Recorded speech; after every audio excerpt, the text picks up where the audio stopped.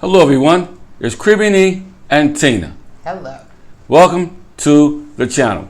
Hope everybody just having a wonderful day and that you guys are in the best of health. Yes, with health as always being most important.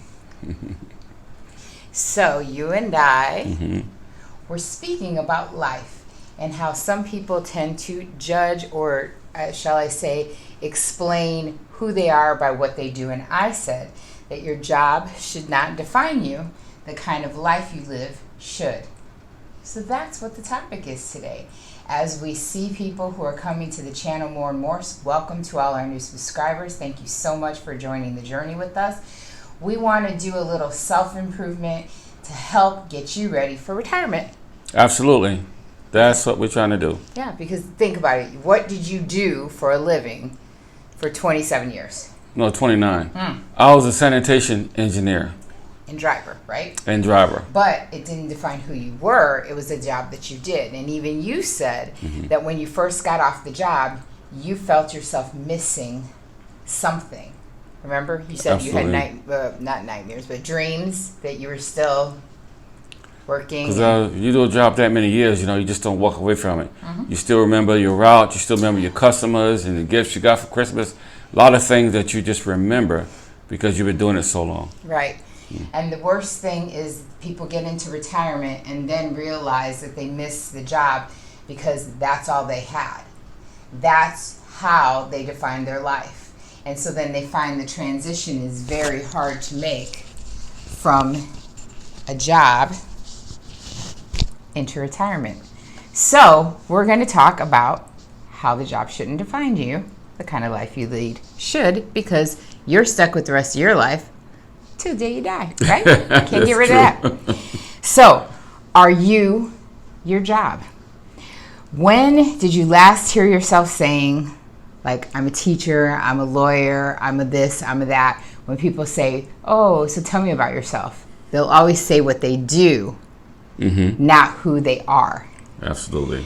I know 9 times out of 10 it's just human nature because we label ourselves and define ourselves as our jobs and not our hobbies or interests or what we think or believe. That always is an afterthought. So it's like hardwired into the culture to label ourselves. So here's 4 reasons to not let that job define you. So number 1, and this was the good one, your career may dump you. That's right. They'll dump you fast you can blink your eyes. As we've already all seen with the COVID, the world stopped, jobs disappeared, and some never came back again. So if you measure your status by your job, you can put yourself into emotional jeopardy when jobs are a thing of the past. We've seen not just financial disaster, we've seen depressions. I know you spoke on one of the videos about now domestic violence being a huge thing. And now we're also seeing traces of substance abuse because people are turning to alcohol and drugs as coping mechanisms. Right, absolutely. For losing their jobs. Right. So if in the fact has happened that you have had your job dump you in the past or now, you know what I'm talking about. So you have to not put everything into this job title because it could dump you. Number 2, you always need something more than work. I always say that there's something, in passions and following your passion. And some people, unfortunately, didn't follow their passion through their employment, meaning they didn't get to do something that they're passionate about. They have a job. It's 9 to 5. It pays the bills. But they may have a passion like cooking or, giving back to the community, whatever. You always want to follow passions because you'll have a much better comeback to the awful, what do you do? So when I say, what do you do? You'd be like, oh, well, I love to paint or I love to read. Or he loves to YouTube. Right. Some days I can't stand it. Yeah, because literally you wonder why you're bored and maybe a little bit of loneliness sets in. It's because you need more than work. 3, relationships. Right. If all you have around you is the yes men, which I know that we all love to have, are yes men, people who, only are there when it becomes to work-related situations. What do I mean by that? If everybody that you know in your realm is around you because of what you can do for them or what they do for you for your work, then you kind of want to look and say, are they really friends? Because I tell you that all the time. You just call everybody, my friend, my friend, my friend. And I'm like, are they really your friend? Like, do you know them? Like, tell me something about their life. You know, you have to have friends outside of your work realm so that you can just be you. You know what I'm saying? Right. Like, we have those, our support network. Right, absolutely. People that are there for us and we're there for, highs, lows, whatever. It's like the saying goes, it takes a village. Right, right. You know, it takes a village to raise kids. It takes a village to help support an adult as well. Even in retirement, I would still say it takes a village. Look at all the people that reach out to us for help. Right, absolutely, which is very, very important. Yeah. Very important. And we're happy to give it. That's, you know, because, again, it takes a village, and you want people outside the realm of just yes or, you know, what can you do for me? I can do for you, work-related. And fourth, last, anyone can be happy. Happiness just doesn't come to people who are successful at work. Some people think, I'm only going to be happy if I become the CEO. I'm only going to be happy if I make so much money. I'm only going to be happy if I get that next title. Things like that. But happiness, sometimes you can't even put a value to. Things like peace, right? Happiness in your life, true, indeed, happiness. You wake up and you're like, yay, not, oh God, I have to go to work again today. And low stress. Those are things you could never put a title or a price tag on. You know, it's not something that you'll get with a pay raise or with a better title. It's things that you need to make you truly happy. Right, absolutely, absolutely. And I was criticized also for by people that I know. They criticized me for the job that I did. They say he works around that garbage all day long. He's smelly. He's this. He's that. Little kids used to hold their noses. But you know what? I walked away with a pension. Okay, all that time was not a waste of time. I walked away with something that I can look back on for the rest of my life. But it's because you put things above your job. Absolutely. You had the church, you had good friends, you had family, you had love, peace, and happiness. And those things could not be found through a job. Right, right? absolutely. So what kind of life do you want to live? When you die, what kind of legacy would you like to leave the earth? If you were sitting in your funeral, what do you want people to say about you? I want them to say that guy was an awesome guy. I asked him for advice. He'd always give me advice. He'd always give me a smile. And he always was resourceful of something that I didn't know. I can look to him and he gave me some answers, gave me some wisdom, and he really brought me from point A to point B. Nice. See? So let's start looking at how do we get that kind of life that we really want to live. Ask what your job really means to you. Is it leaving you a ball full of stress at the end of the day, or are you searching what your soul really, really needs and really wants? Like for me, it was peace, it was love, and it was just a sense of quiet. A quiet in my soul, a quiet in my head, away from the noisiness. I love living where we live because here you get that. It's right. Peace. You walk through the streets, people are smiling. You can see the love that they have for their, their city or, their country. And then just the quietness. There's not the loud hustle, bustle. Come on, let's go, go. Achieve, spend. Right, absolutely. And then the ball of stress that comes after that. It is really searching for what your soul needs. And in retirement, you are going to have a lot of time to reflect. Am I right? You better believe it. A lot of time. Back. Reflection comes daily, I feel like, because every day when we're winding down at the end of the day and we're sitting, enjoying dinner or having a drink or whatever, you're always like, you know what I was thinking about today? And I'm like, oh, there he goes. He started reflecting. So the second way, another way to approach the question when people say, so tell me about yourself, right?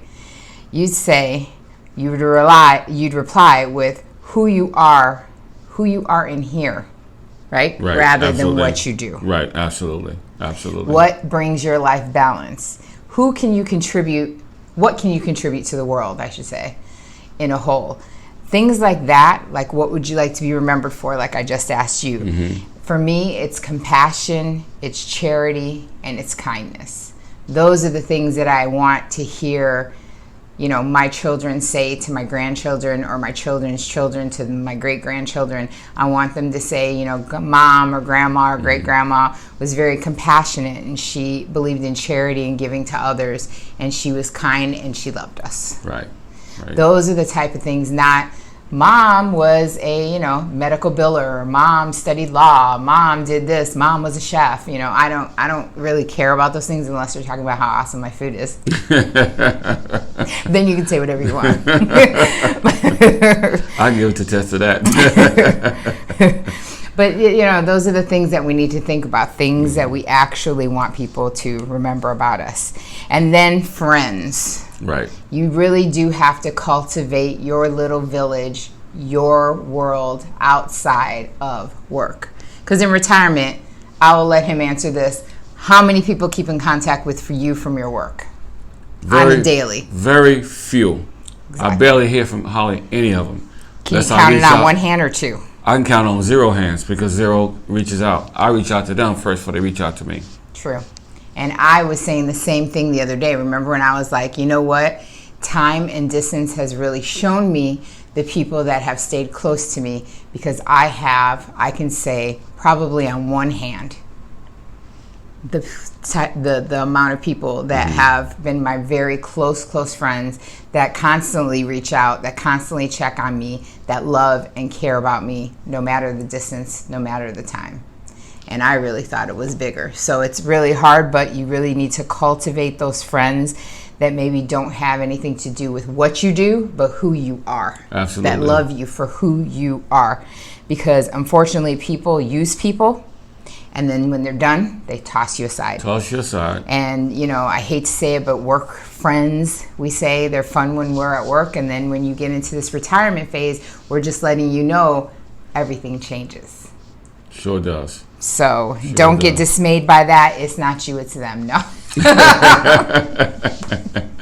And sometimes, like you said, it's just like kind of jealousy because you're the one living that free and clear life. They have the stress of every day, and they're just like, oh, well, he's living a good life, so he doesn't need me to contact him. I'll wait till he reaches out to me. And I'm like, it goes both ways. We miss you too. My phone rings like your phone rings. But anyway, I digress. Going on to the next one. And lastly, grow from your passions and share them with others. This is how things become generational. Pass it down. Like a big thing with my kids and I is I have certain rituals, I could say, like things that we've always done, traditions in our family that we always do. And I would love for those traditions to pass down to my grandchildren and my great-grandkids, because that's really where my heart is at. So like cooking and having big holiday dinners. We were gone this bulk of the holidays, and our kids got together and still had the tradition going. They all went to the brother's house. They all ate together, and they celebrated, and they FaceTimed us. Traditions. We have a tradition, and I've already ordered the ornament. Every year we get a family ornament, and we have had it since 2008. And now our tree is literally all just the family ornaments because we've had so many Christmases together. But to me, that's awesome. We look at the tree, and we think about who was with us when we got that ornament, remember where we got it at, the kids getting excited, even though they're adults, to see what ornament I picked out for the year. It's a thing that we do, that we pass down. So if you take time and you develop your interests, they can benefit you, but sharing them with others helps to cultivate your skills and teach other skills to people that didn't have them before. Sharing what you know. Absolutely. And that's good to know, and let people know that it's not just for you to hold the knowledge, but it's good for you to pass it on to others.